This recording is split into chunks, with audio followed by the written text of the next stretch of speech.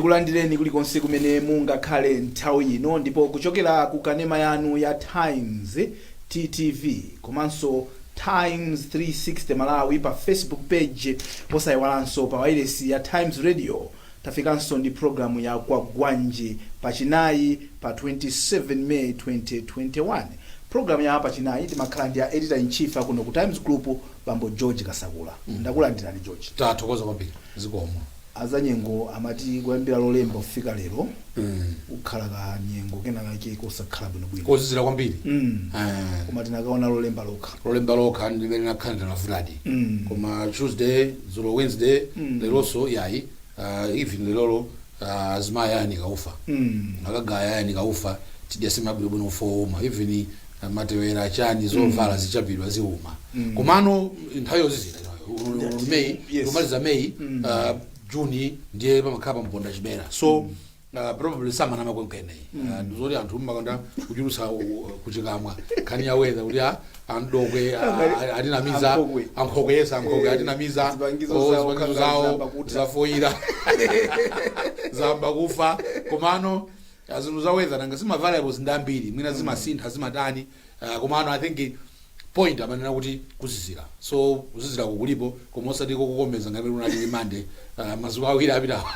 ngati kuti zinaliza bwino koma mphepo kabwerabe because tikuyandikira George tikunyangwa yake chabwino nthawi imene isu George kumakhala ngozi za moto yes anthu amafuna mbawula ija kuchita nawo kwambiri ena ufuna kugona nayo ena mwina ana upsa autenthesa madzi kupeza kuti ana afuna ana otenawo basi gubutu mwana basi kuchipatala kuno mwana wapsa chani zimafunika ndithu uchenjera nanga si timafuna utentha even timabili kuti timakhala tokwera tamagetsi wina afuna yatseka ujeni kakahita kagiza nthawi zonse kukhala kokotentha munthu ukalowa nshawa yotentha basi ufuna choka monsanga ozolaza choncho madzawo zizira kuti atenthenso energy ina imeneyo ndezimafunika ndithu samala linyengo ndithu yovuta pang'ono kuti timafuna energy ambiri timafuna magetsi ambiri timafuna magala timafuna chani timafuna kuti titenthedwe ndesi zimakhala zabwino chofunika chomangovala zovala zotentha anawa basi ukagulirako kuzika ulimbi kaya mulilongwemu choncho timajasi azivala timajuzi choncho timasokosi even timagolovo timene akavala basi anaja safuna soda achite mbawula yayi fa mbawula ndiyo option mahita awa ndiye amaononga magetsi unopanga campaign against magetsi kuti Eskom animbe mlandu koma kuti ngozi zimene zimabwera nyengo imene timafunika titu uchenjera wachita bwino kuti nkhani imene watitiyambirepo chabwino kuchoka pamene poti bwere nkhani zathu zimene tifuna tikambirane mu tsiku la lero nkhani yayikulu imene newspapers zonse ziwiri yanyamula ndi imene tidayamba dzulo iwe ndine imene tinabwera kusachita preview pamene a president amakaonekera ku nyumba ya malamulo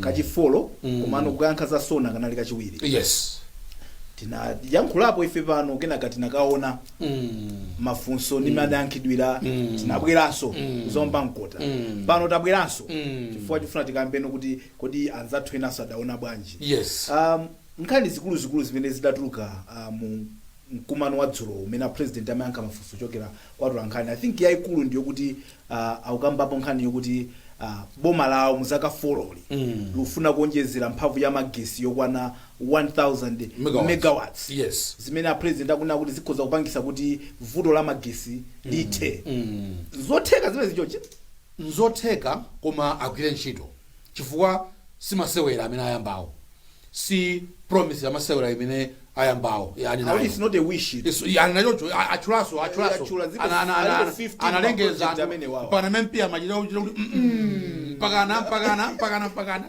no obviously zimene afuna Malawi ndziko muno timakamba za magezi mpano pamano tiuziwa vuto la magezi mene kana la zaka 20 zapitazo mwinaso even 15 or 20 kuti nkhani ni ma blackouts maboma obera akalonjeza zambirimbiri now ngati akunena kuti 1000 megawatts is almost 3 times what we are generating now panoba. Yes panoba imapanga hover pakati pa 300 chakuti koma ndithu sidusofika 4 ya imafika pakati pa 4 ndi 3 tikakhaluma machine onse akugwira ntchito kaya kutedzani kaya kunkula kaya kuti kaya kuovwe kaya kuti zikakhala zonse zikugwira ntchito ndiye makhala pakati pa 300 ni 400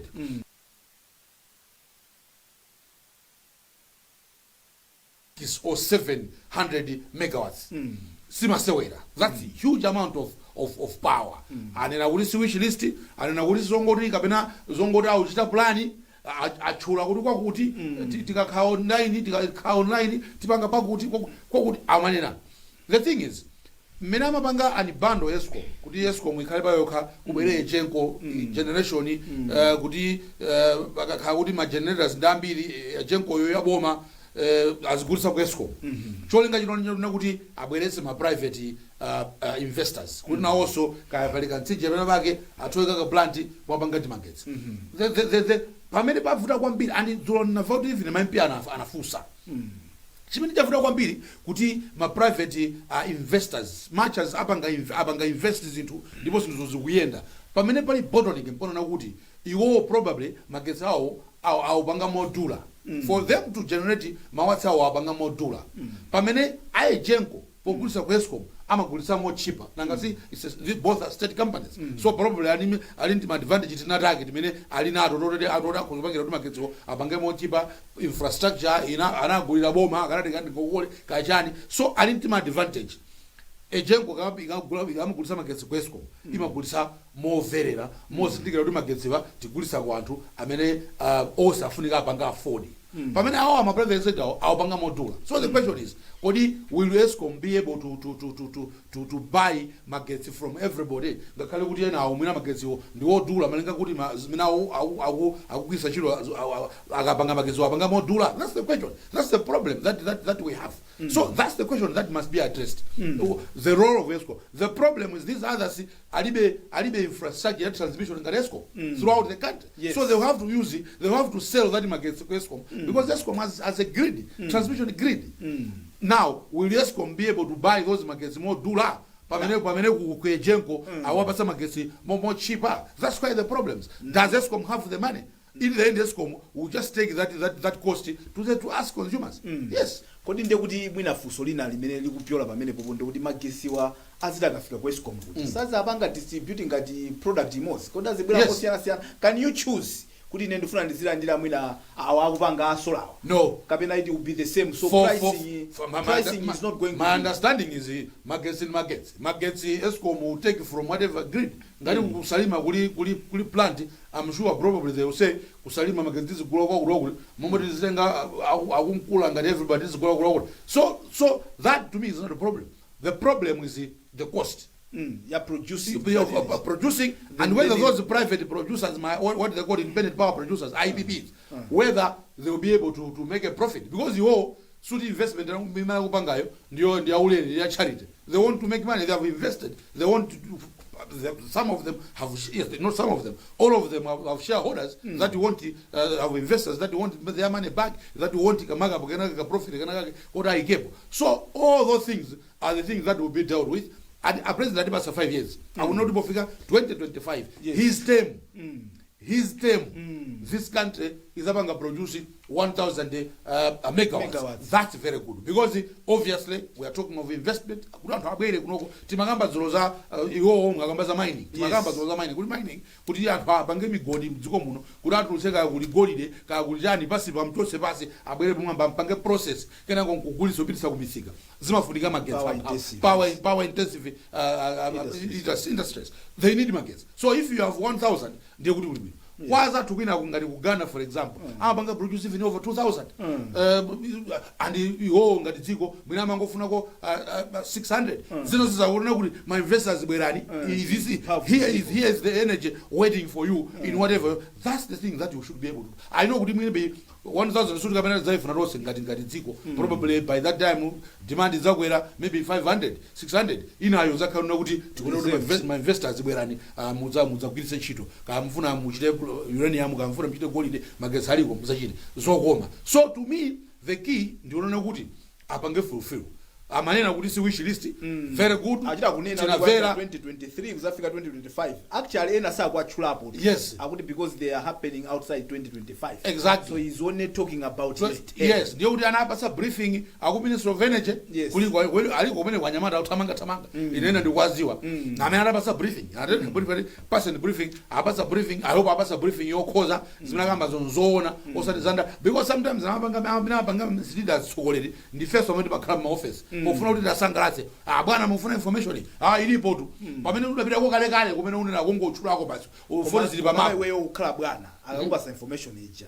Can you not question this information? Kuna zimenduka yankhula papazi mafana ngati ndinamiza you can question and you should be able to question. I'm just ndingoda ndaula kuti I hope the information that he was given is correct and accurate because alipo ena kambelembele mu office sindikunena kuti kweneje kulakambelembele yes palipo anthu okomesa ufuna kuti akome kwa bwana pomana menza mabodza amaopo rawo zechilungamo ra bwana kulibe tu energy zimene munena zikulibe chimene tingapange mwina 100 yokha koma asangalase kuti akaone akachuke ku parliament abwana zimene zoyipa. We hope the information that the president has given the country publicly ku parliament nyumba ya anthu house of the people niyoona and that come 2025 mudziko muno simuzakhala blackout because if you have 1000 megawatts then there's no need for blackout because we know national consumption mende mafuna zina zozona kuti investors abwere azakwisa chiro chabwino. Yes Nkhani ina George ndi ya alignment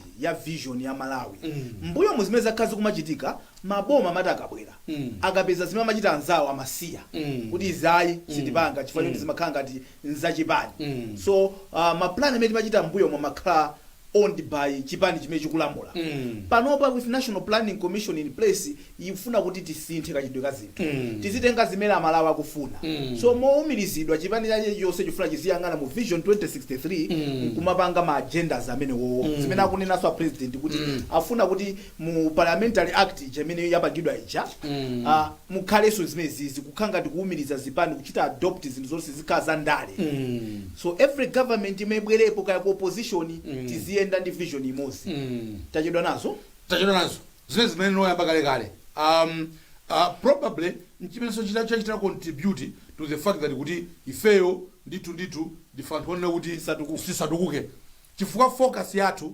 simakhala focus yeniyeni zikubweretsa chaos.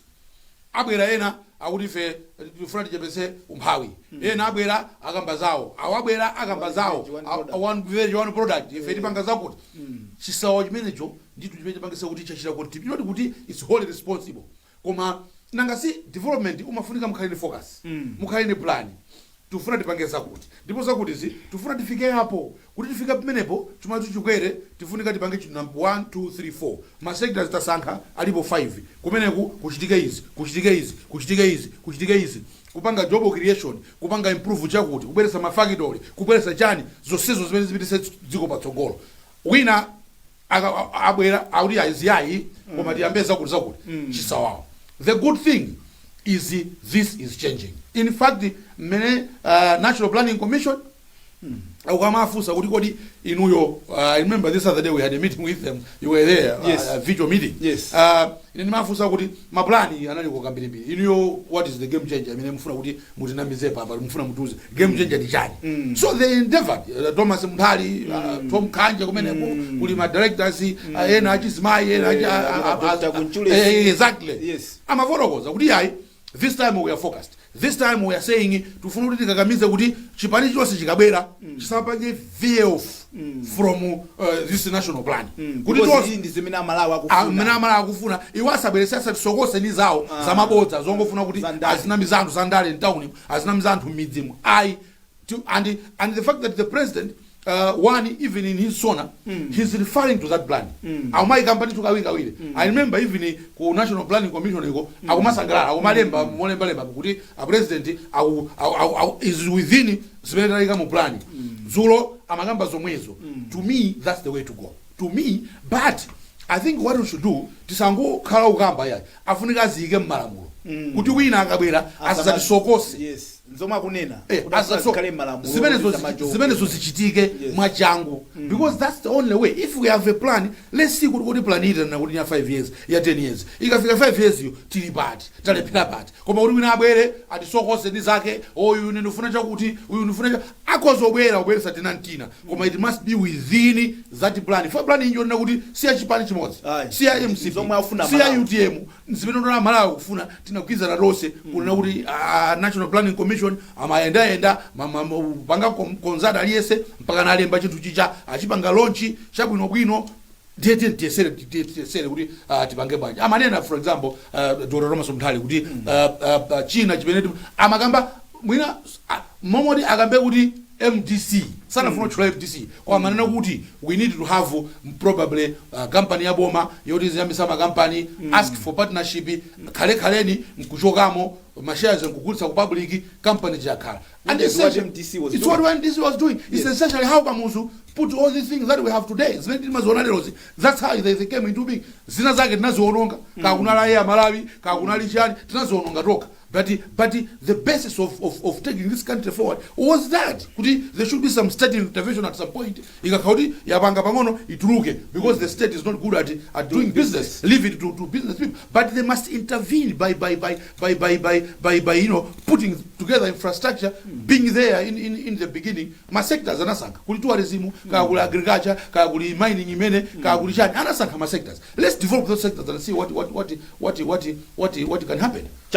Now coming back now to Eugene Yonse event yonse mena chitikira mu chatinankhula apo sodzulo mwina mongo funa kubwereza ati mphini yobwereza ndimene mawala ma MP athu question time akutaya nthawi fa ukaona zimene tukamba zonna kuti a president zimachokera pa president suti kapena machitoti kapena fusolo machito kakamiza kuti itoti pinpoint fa even zimene apanga offer za energy zicha apanga okha. It's not like somebody said a president agree energy and ichokera kuti tiuzeni don't just promise ichokera kuti ambapera ikokhazimenzi. So and even if you look at him, he was very calm. He was enjoying himself, as I said yesterday. So there should be more pinpointing. Next time the president comes, they should do their research. Do strong research. Ask the people to say, "Kuli chance ya president." Inikafuta chana president bankani yakuti zikozo khabini. Chimene chimavuta njokuti adauza kuti mufuse zinthu zimene zili musona. Yes. Ndi ambiri ka don't know tisona yo samakhakuta iwerenga yo sathana nayo kapena aichita understand because from there meti manene azulu utakuyiyambira kumene koko nkupeza njira yabwino yoitulusiramo koma utayamba konko as far as you referring to it. Sona a president yamapanga president kwa iwo. So they are supposed to sit in there and listen to the whole sona.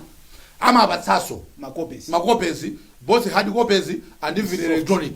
Iwo ndatonena kuti sona yafunika ivetse kwambiri kumada ife thato mayo iwo ndo afunika avetse kwambiri nkumadu za ife chota savetse njani sona nanga sama mafuso fama auza kuti zimene mufusa zo zili musona kutantauza kuti anthu ena samaziwa how best they can ask the same question but attaching it to the sona. That's why they must improve. That's why they want to panga improve. Ichi chinthu chabwino chikuchitikachi.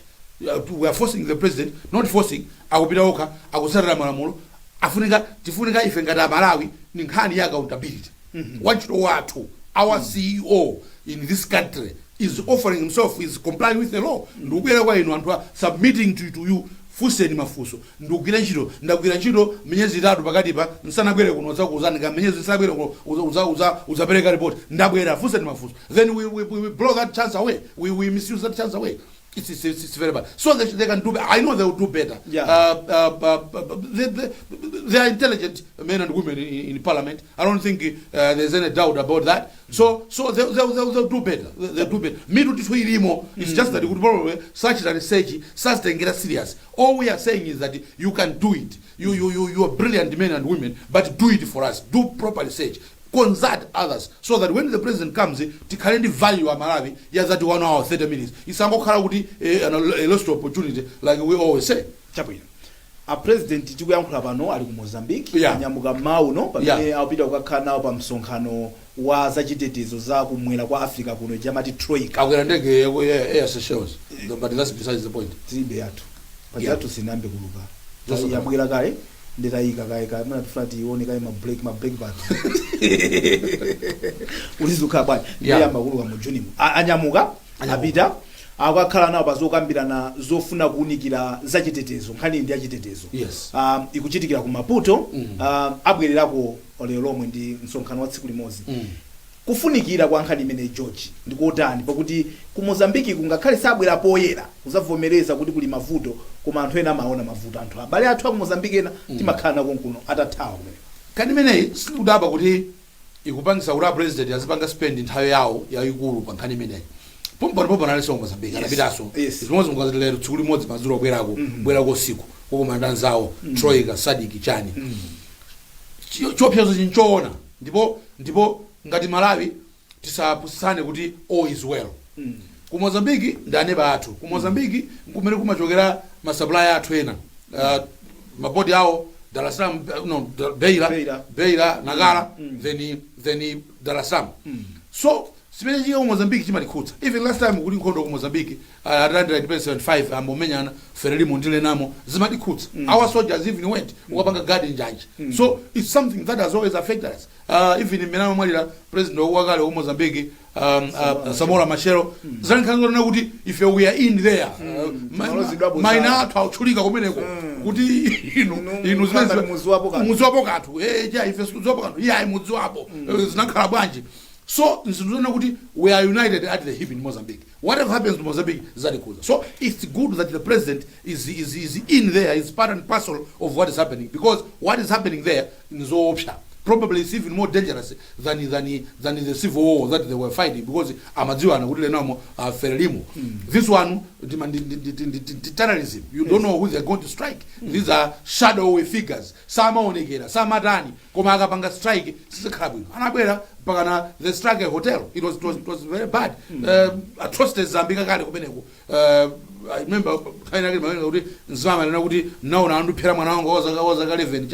so nzosa kalabwino nzofunika kuti ndithu nzosadabwitsa kuti president akuyika pontima zimenezi and in 2 months time in August akhala atenga over rotating chairmanship ya Zodiak so zili bwino sangachitire mwina vulo limene loti khutsa ndimeona la malankhula kuti yayi Malawi asakhale weakling muno mu Zodiak nzoona we can't afford to be a weakling. I think we are not a weakling. We are not zambiri zimachitika mdziko muno ivesi dziko kang'ono koma ndife we have a heart pesa Tanzania inkati tupya tibanena kuti zimezo msabange ikanati kwa isi zikanatheka zimenezo ati kwa bwaji suona kuti zinthu zili kumeneko anundu yavomera nazo zorati kwapo sangavomera chero ndozimena zorati kwapo tilipo zili bwino zinthu koma kuti mount amene na president kuti ndithu sakale weakling should participate and this is also about us. Mozambique is also about us. It's about our livelihood. It's about our survival. So he needs to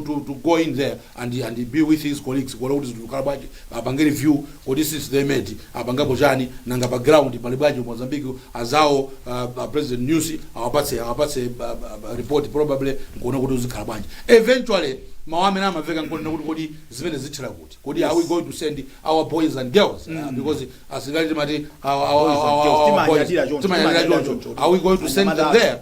We know what that means. So it means kuti zavuta kwambiri. Hopefully that doesn't happen because no country likes to put its soldiers in harm's way. War is war. So war is war.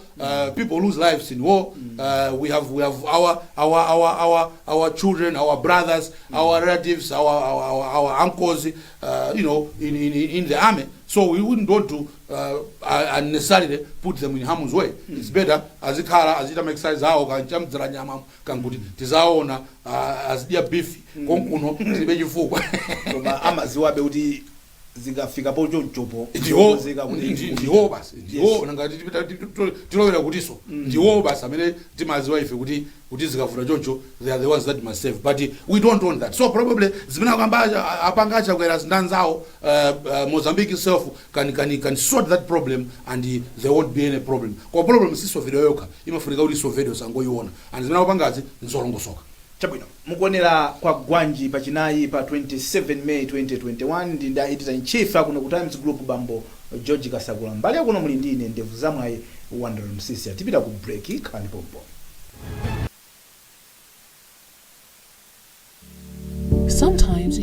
have to die a little inside in order to be reborn and rise again as a stronger and wiser version of you.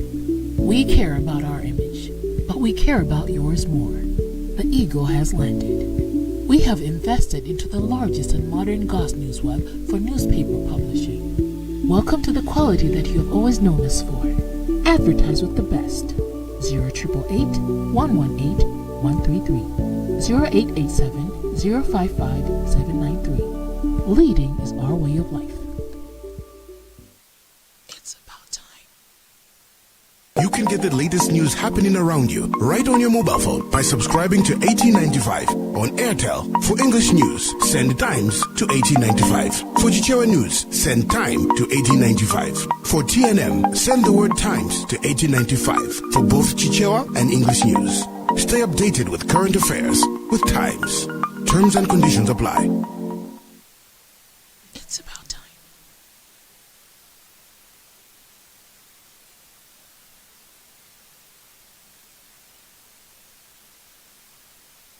Sometimes stating the obvious is your only choice. Times Television. Times Television. Times Television is Miss Malawi Television Station of the Year. 6 years. 6 years. 6 years in a row. And we salute all our viewers. As well as advertisers. For the unwavering support. And we ignore all unnecessary noise. To give you best value for your money and time. We rule. We rule. We rule the media kingdom in Malawi.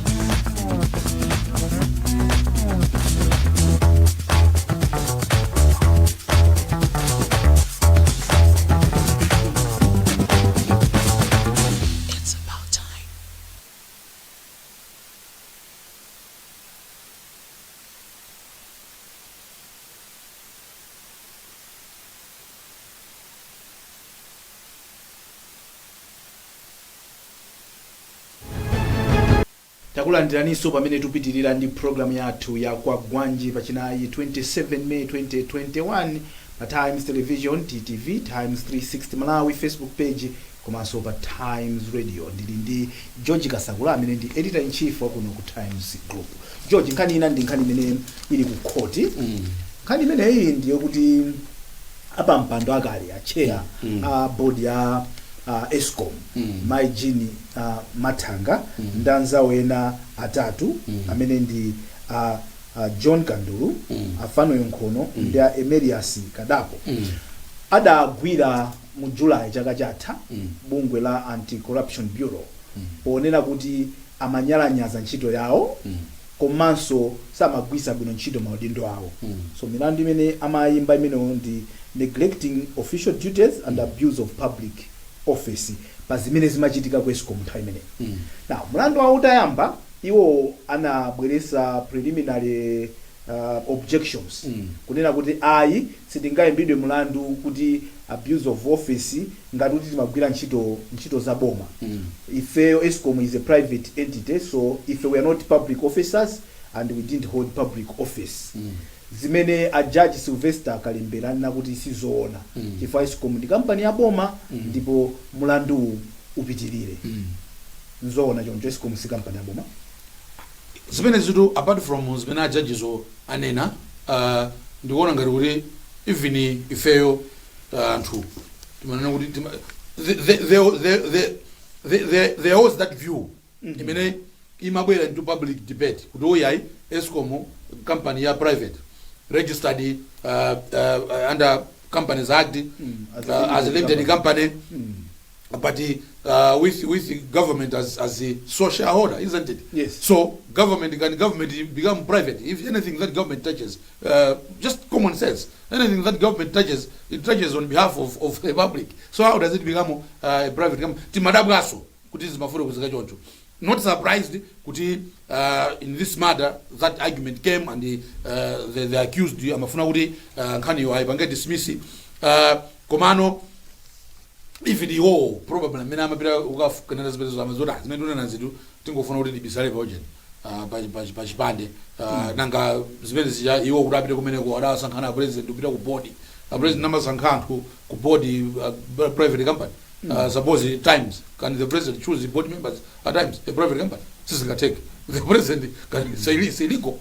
The president can only choose board members makampani kama parastatal ka whatever through OPC because amene unzaboma ndiwodi ndo wawo so sizimaveka kweni and kuti judge Kalembera abwe anena zuveka pano kuti kudali chigamulo china yes. chinkanena kuti khangati company ndi ya private yes. chimene iwo argument yawo imachokera yes. ndi chigamulo chatsopano chikuna kuti iya imwina kutanthauzira kwa choncho sikudali kolondola yeah I know kuti zidayambira kwa magistrate in another matter yes. who said that yes. and then another judge is it Judge Mfundula yes. confirmed it to High Court yes. I think clearly the more enduring explanation imene kupanga make sense ndimenane na Judge Kalembera. Eventually probably the Supreme Court might have a word or two at some point whether as Professor Ganyongolo is saying whether in the same matter or we did another matter to clarify matters it's fine but at the end of the day even common sense and a judge amanena kuti you are still carrying SSC number statutory corporation kena kumzikana so kuti we are madi veta anumana kuti apite kwa comptroller what does that mean yes. What does that mean? It means you are still more or less like a parastatal although a private company registered under as a limited company but government is the sole shareholder so what are you talking about? I think it makes sense. Eventually, at the end of the day, the higher issue is the Nkhani ya Eskom, milandu ya Eskom. Eskom mlandu ofunikira milandu ikachitika izita. Kuti even for the sake of the accused, it will be important for a judge to pronounce them either innocent or guilty, and all of us we can move forward. They are accused of very, very serious crimes concerning a parastatal, concerning a private company, a limited company whose government is a social shareholder. Yapagidwa abuse kwabiri. Timangaba nkhani ya magetsi pano. Kuti magetsi Eskom is pamene mkosi zose za magetsi zuthera kwa iwo. Zose makamba president Zodiak zuthera kwa iwo. Ni company yofunika and we have to make sure the company mene izenesedwa molongo soka. Tisamakhale umalo ama debate osathandiza ona kuti it's a private company when we all know it's a public company. Zimene zikapangidwa seto it should run properly. These are accused of serious crimes. They are accused of abuse of office under Corrupt Practices Act, police criminal charges, Penal Code. Zosezo zifunika kuti zionikiridwe, zipitidwe nkoti, zilankhulidwe, ndi a judge azionike, ndi aone kuti anthu aniolakwa, ngati siolakwa abwerere ku nyumba nkhani yatha. Ngati ndi olakwa ndiye basi they must pay. But eventually the judge is saying you are public officers, therefore matter you need to come and the evidence ibwere hapa tione kuti kapena mdala kapena simulako. I think that's fair to me. Chakwera ndikuti nkhani imene ipitirira malingana ndi chigamulo chimene chaperekedwa kuchokera kwa Judge Kalembera. Kuchokapo kukhalabe kukhoti konko tikubwaso nkhani ina George imene ikukhala ngatibe idavutirako nkhani yokuti kwaperekedwa chigamulo kulilongwe chimene adakatenga munthu wina amene identity yake anthu akufuna kuti kodi munthu ndi refugee adatenga chileso naiso pankhani imene boma kudzera ku nduna waona chitetezo cha mziko umafuna kuti ma refugees onse ni masala msikazi abwerere ku kampu now kumene kuja mlandu mekuja chiletso chimene chachosedwa komanso judicial review amapempha mekuja yakanidwa zimene anthu zinawapangisa kuganiza kuti ande kuti ma refugees aja akubwerera kudzaleka akuti iya tukuliso chiletso china chimene chidatengedwa no ndi refugee weniweni ndi azinzake chimene chili ku khoti yakuno ku Blantyre mlandu umene wakumva nda Judge Amandala Mambulasa sudate nde kuti kunena kuti ma refugees badakaliba kupita kaye kudzaleka sizili choncho. Injunction ilipo mlandu wakulilongwe awapanga dismiss for na mena napita ku khoti wamuza kuti wewe zwe sukukhudza ulibe sufficient interest sufficient interest ngati mfuna pita ku khoti awanda kuti mukasumire ine mufunika mukhale uli niyo zinthu zokukhudzana ngati zokukhudzana zinthu izi kapita ndikubera ndi kunyumba zokukhudzana ndiye uyu amuza kuti yayi iwe you're not a refugee ati ndiwe business ka ku Belgium whatever you have business interests in Malawi fine pero makasoma zako ndi refugees fine koma nkhani isu ikukhudza ndefe nkhani zimene ufuna zochitishwe zitheka ite ndiye tabana nkhanicha people thought that's the only matter concerning this we are made aware kuti yayi paliso ina nkhani ndi Blantyre ku Konko imene tsono imene kunde ndi ma refugees amene apita ku khoti so tidikire kuti ku khotiko dziko lino pano dziko la malamulo masukano chifukwa cha a president amatikumbutsa kawiri kuti dziko lino tisatira malamulo osapanga zinthu outside malamulo zimavuta zimene zitsogolo tivomereza ngati Malawi dziko la malamulo apita ku khoti likuwamvera akamaliza nkhanizo mpamene zatetezana kuti kodi zikhala bwanji but just like malamulo akutsatiridwa zinakauti zatha zimene zikutiyana kuti zitsatiridwe ndiye malamulo a dziko afunika atsatiridwe andi marefugeesio alemekezenso malamulo a dziko lino kaya kuli UN system ilemekeze kaya kuli maiko alemekeze chifukwa malamulo a dziko namene tonse tiziyendera tisapangane bule ine ayoti ndiwondizi kuti wina apange bule a Malawi kuti tiphwanye lamulo foti organize kuti ayi tipange izi zimene zosichilungamo chifukwa ivini kwawo pamene amachokerako palibe amene amapanga bule kuti malamulo awo iwonso amathamangisa marefugee amathamangisa anthu amene obwera mdziko mpona mosasira malamulo amamanga kaya ku South Africa kuti kulilindera kumeneko kaya ku UK nawonso amathamangisa anthu opanda even Malawi amene ena awoyendazo mothawa ku UK as we are speaking now because akuopa kuti alibe mapepala akhoza wathamangisa ena sangabwere ku Malawi anthu amene ali ku UK bwanji simabwera azora akangobwera sakalowaso sakubwera foti nawonso alangopita zunguzazunguza so kwina kulikonse even ku America anthu ongobwera mdziko opanda malamulo amathamangiza ndi wina asalapange bule Malawi foti ni Malawi nkakang'ono thinking kuti we are weakling mchazi yakamba president mama kuti we are weakling we are not a weakling tili malamulo we are proud people malamulo athu amene timayika timafuna ifeso ngati ifeyo ene ake nzika timatsatira malamulo so why should we think kuti munthu wina wabwera atsatira malamulo so izozo zikapita ku khoti ni part of malamulo part of rule of law makhoti agwira ntchito koma zikati zonsezo I believe boma lizapange zoyenera upanga kaya na apiru ikhali ifika mvero pake malamulo a dziko lino atsatidwe wina asalipange bule kani ndani zopanga na bule ayi kukhulupirira kuti pali wina akafuna matipanga bule iya ifana ngati mthazina umaziwa maiko akuluakuluwa amafuna kuti azitopyeza Africa ponda Africa should be bullied osaucha vaccine mwapatse banthu anu komanso musatsatire malamulo anu pa nkhani ya refugees. I think that is wrong.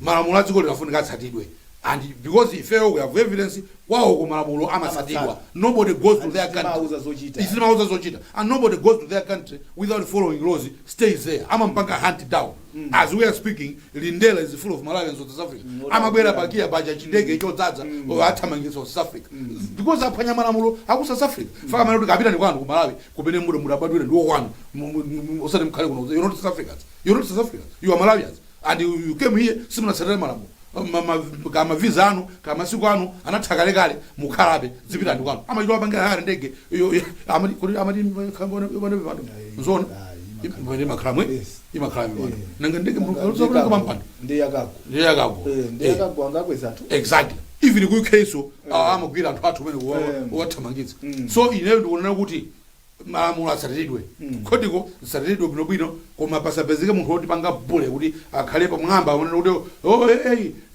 human rights likumala ilikonso mukosiro mwathu human rights ili to bill of rights bichili momene nobody can preach to us about human rights tikuziwa funa kwa human rights even ifeso timafuna kuti ufulu wathu utetezedwe tili busy uzabo mwathu liya osatopyawo tili nzitu zambirimbiri malamulo athu kula ombudsman kulichani Malawi Human Rights Commission zoseso tikuziwa nobody should preach to us koma malamulo athu atsatidwe chabwino basi ndekuti nkhani imene iyi tidikira timve kuti kodi ikathera pati komano malamulo ngomveka bwino kuti munthu sungamalirire kuti uzipanga zinthu zophwanya malamulo poyuza excuse ina iliyonse no tisatire malamulo no kusatira inake nthaka obweraso asatire malamulo exactly palibe exception yes tikazasina malamulo ndiye chabwino tasita koma pakati panopa amene alipo tisatire amvula ananda kuti malamulo alibe umunthu kuti pa umunthu ali malamulo ndi malamulo kuti zilengera za umunthu kuti pa umunthu kodi ife so ndi malamulo koma izi lamulo lilipweteka apa lamulo mpaka kuti tisapangeza kuti zako ni mujazikhalira bwino zipeze koma umene kuti nkapando panga animanga olo antengera ku khoti ndiye kumeneko kuti pa umunthu akana kuti muno sitikamba za umunthu achimwene tikamba za malamulo umunthu wake kuti chabwino George timalize ndi nkhani yokuti wadali vice president achipani cha UDF bambo Lens Mbewe akuti iwo to azitaya basi Akuti yes, it's true that I have resigned as vice president for the party. I want to concentrate on a family and business. Atero iwo watu mukalata yawo imene alemba. Nthawi zambiri mndu akanena kuti awo ndikonzera no family or business maboza imakhawa choose imakhawa kuti kalipo kachifuka kena mwinayambana nanzawo mwinakona kuti zenze kuchitika mmenemo sizikukhala bwino so yes family nga family munthu umaleka chifoti uli kuchipani ndi family ngati wasiya komanso ambewe wa mwina mwaketu chilipo chifukwa chimene aona kuti achokere mavuto mu chipani chichonse even UDF ngambiri pakati pa mtsogoleri wake apite uku mwina nthawi zina makhala kuti popita uku awawasiya pobwerera uku ukusiya kosanthu amakhala kuti they are frustrated nodandaula akukamba zambiri ndi akuti ndi waukulu UDF now ifunika rebuilding, so probably it's a shame they are losing even the vice president. What you do kwa mtsogoleri atupele muluzi, it's a shame. It's not something that should happen. Alipo atupele. Alipo akwambiri anaoneka pakati pa amatamanga kuna film inake so naona anatamanga nao iya yuzo daba ngati oya koma amaoneka ulama jira encourage film ijawo wabanga anapasaka kakubiri kenakake analikonko naona ndi maya kunyumba so alipo komano chipani cha UDF chilipo sori mgwirizano ulipati ndi DPP. I think the mgwirizano is disarray. They they didn't do well by June 23. Malawians rejected a bit Mtalika and running mediao at Bere Malawi anagonda Chakwera ndi Chilima. So probably that in itself, you see good evening reaction to Bere Mulusi, that loss was not good. He was saying all sorts of things but convening a press conference. Sina kabili komano timazoti sensochi tikachitika zambiri zima gambika. That said, clearly there's a problem. If you have your vice resigning, it means there's a problem. Forget about what he's saying about the family and the is it work business nangajibali chimaliza kuchita business. Fundo limene lilipo George limene machitika nthawi zambiri and ndi ma politicians ochepa amene amapirira kukhala ku opposition. Nthawi zonse mphamvu zikasintha pakabwera chipani china chimene chikulamula anthu ambiri amathawa ku opposition kumathawira kumeneko. Ambewe sitaonawa akuvala salu mwina za mmozi wa mapatenazi kumapatena 9 amanena kuti ndi ufulu wanga, ufulu wa association mdziko muno, ufulu wa political choice, ufulu wa jani, ndi ufulu wawo. Komano at the end of the day I think ngati dziko timafuna andale a principle andale amene probably mnenda zatu sinafike poti zapanga develop kwambiri kuti pamakama ideology, what you believe in first, then uchikakubwera mtima muja pamene kuti zimene ukubelera ine awo koma chipani changa ndichi ndine wa Labour, ndine conservative, ndine Republican, ndine Democrat, chifoti kukama maishu awo ine makubelera izi. That's how others amajoina Spani kuno ku Malawi zimene zokulibe zipani anthu amangoyenda kuti lero joina ichi makamaka chimene chili kuboma. That's why chipani cha MCP chikhoza udzipanga pat on the back kuti chipani chimene anthu ake ndithu inde nalipo ojoina kumene kuli boma koma the core yakhalapo achakwera sana bwere kunala anthu kumeneko kaya John Tembo kaya Malemu abereka nyama kumbuyo kunali ambirimbiri ma MP anakhazikika kumeneko 25 years, more than 25 years, 26 years ku wilderness kudzabwera Malawi nkunena kuti yayi mene zikhalira papa pasunguzika, let's go back to MCP kwiza na UDM kulanza anthu ena amene adadikira alipo ndi adade osasunthika osatani. Probably that strength is what has kept MCP. You can see kuti UDF uyo because of khalemeno nona kuti anthu osakhala khulupirira ungochoka mboma basi chinambalala palibe amene wasunga andale kutumikira mimba zawo. Exactly. Afuna kumene kuli chithumba. Chinambalala DPP pano sichinadwa sali mboma zimene zimapangisa kuti akhale united anankhumwa Peter Mtalika kaya ndani kuti akhale pamodzi kaya Ben Phiri kaya ndani kuti akhale pamodzi akambitu limodzi kunali kuti tili mboma tiphwanya kana banja tili mboma tikhale mboma tipite pasogolo kungoluza boma chinambalala 4 factions chipani chimodzi. It's because palibe china chimene chimakhalisa pamodzi kuti ideology kuti tikhale pamodzi tigwira mbebe manja or tili ku opposition. Komanso timafunika kuti chipani mukhale ni base ya mphamvu kuti muziwinabe ma MP. I think that is also what made MCP to survive until today they are in government. And unlike these other parties including UDF. Yes. Pamene poso ndi pamsiliziro pa program yathu ya Kwagwanji ya lero 27 May 2021 nditokoze editor in chief George Kasagula chifukwa chokhala nafe ndatokoza George. Kuchokera kwa ine ndevu za mwaye wanda msisi yapitirani kuonera ma program otsatira pompano pa Times Television, TTV komanso Times 360 Malawi Facebook page komanso kumvera wireless yathu ya Times Radio. Goodbye.